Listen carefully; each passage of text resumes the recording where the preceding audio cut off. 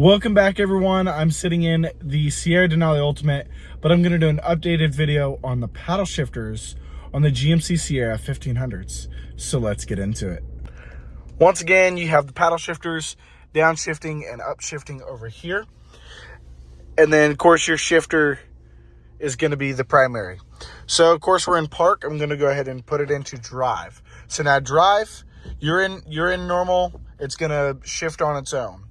Now, as soon as you want to upshift, we're going to push it back down to low. So you're going to go into low gear, which is where you can actually see your gears. So I tap the button, and it takes me to transmission number 2, gear 3, gear 4, gear 5, so on and so forth, up until you get to 10. Now, to downshift, you got to press the button here on the left, pressing that paddle. Now, it doesn't work in reverse, so as soon as I go to reverse, back it up, it takes me out of that paddle shifting mode. Now I'm going to go ahead and put it into low gear, and then I'm going to stay in first gear, and the revs are going to get a little bit higher. As soon as I tap second, it's going to drop it a little bit. And now I'm, of course, going down.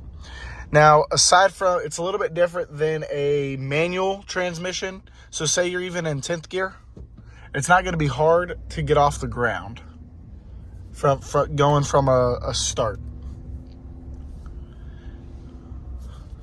And then to downshift, you just tap the paddle once again. And it's cool to play with.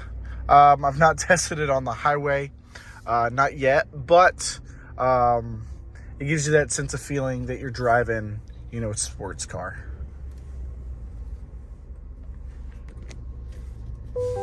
Thank y'all for watching. Hope you're having a great day.